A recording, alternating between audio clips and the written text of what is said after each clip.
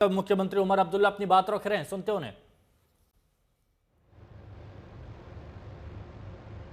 वज़ीर आज़म साहब, इसको किस्मत कहिए, मुकद्दर कहिए, बीच बीच में जब कभी रेल के कोई बड़े प्रोग्राम हुए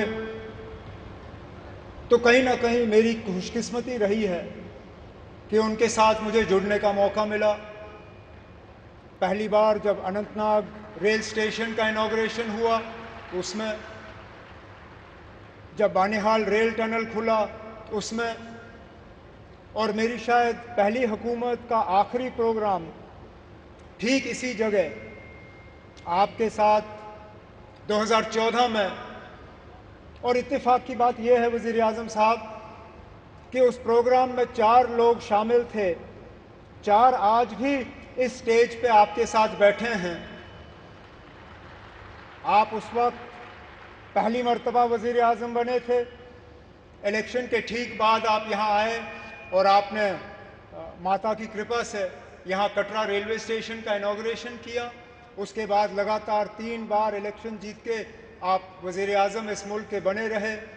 आपके साथ आपके MOS PMO doctor Jitendra Singh साहब, वो भी उस प्रोग्राम में मौजूद थे। यहाँ तक कि हमारे माननीय लेफ्टिनेंट गवर्नर साहब मनोज सिन्हा साहब उस वक्त MOS रेलवेज़ की जिम्मेदारी संभाले हुए थे जब यहाँ कटरा रेलवे स्टेशन का इनॉग्रेशन हुआ। और ख़ुद मैं वज़ीर आला के तौर पे मनोज सिन्हा साहब की अगर आप देखें तो माता की कृपा से प्रमोशन हुआ, मेरी अगर आप माने तो थोड़ा सा डिमोशन हुआ। मैं रियासत का वज़ीर आला था, अब UT का वज़ीर आला हूँ, लेकिन मान के चल रहा हूँ कि इसको दुरुस्त होने में अब ज़्यादा देर नहीं लगेगा और आप ही के हाथों जो है दोबारा जम्मू कश्मीर को जो है रियासत का दर्जा हासिल होगा। वज़ीर आज़म साहब, इस रेल के ख्वाब बहुत लोगों ने देखे, यहाँ तक कि कश्मीर को बाकी मुल्क के साथ जोड़ने का ख्वाब अंग्रेज़ों ने भी देखा था, लेकिन वो पूरा कर नहीं पाए। उनका ख्वाब था कि उरी झेलम के किनारे जो है वो रेल लाके कश्मीर को बाकी मुल्क के साथ जोड़ें, लेकिन आज जो अंग्रेज़ पूरा नहीं कर पाए वो आपके हाथों पूरा हुआ और जम्मू कश्मीर की वादी को बाकी मुल्क के साथ जोड़ दिया गया। इस मौके पे मुझसे बहुत बड़ी भूल होगी अगर मैं पूर्व प्रधानमंत्री जनाब अटल बिहारी वाजपेयी साहब का इस मौके पे शुक्रिया ना करूं, क्योंकि ये प्रोजेक्ट ज़रूर 1983-84 में इसका संगे बुनियाद रखा गया। और मैंने पिछले दिनों मीडिया को हंसते हुए कहा कि जब ये प्रोजेक्ट शुरू हुआ मैं 8वीं क्लास का बच्चा था। आज मेरी उम्र 55 हो गई है, मेरे बच्चे भी कॉलेज पार कर गए हैं, अब जाके ये प्रोजेक्ट मुकम्मल हुआ। और ये तब हुआ जबकि वाजपेयी साहब ने इसको प्रोजेक्ट ऑफ नेशनल इम्पोर्टेंस का दर्जा देके इसमें बजट में जो है प्रावधान करके ये प्रोजेक्ट आज मुकम्मल हुआ।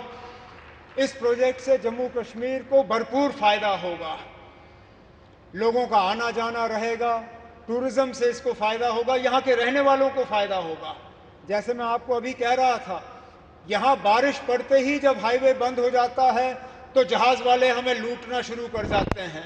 जो 5,000 की टिकट होती है वो अचानक घंटों के अंदर 20,000 की टिकट हो जाती है। इस रेल के बनने से कम उन जहाज़ वालों की जो लूट रहती है टिकटों की वो कम हो जाएगी और हमारा आना जाना आसान रहेगा। इसी तरह हमारा मेवा, हमारा फ्रूट, कश्मीर के सेब, कश्मीर के चेरी, कश्मीर के और सारी चीज़ें जो हैं, मैं उम्मीद करता हूं कि अब रेल के ज़रिए मुल्क के बाकी मार्केटों में इनको पहुंचाने का काम होगा और दुनिया भर की मार्केटों में जो है वो हम पहुंचा पाएंगे। वज़ीर आज़म साहब, आज आपके शुभ हाथों से ये एक और इंफ्रास्ट्रक्चर प्रोजेक्ट जम्मू कश्मीर का जो है मुकम्मल हुआ है।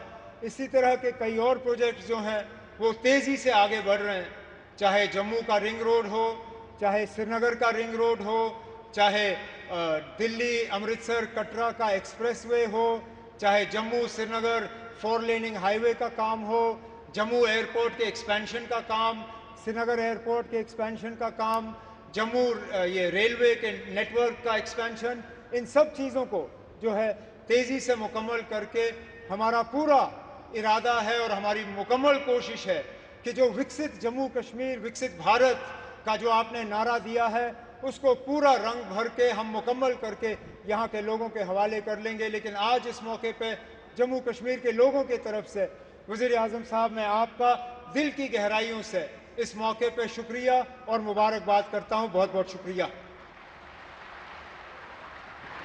बहुत बहुत धन्यवाद माननीय मुख्यमंत्री महोदय।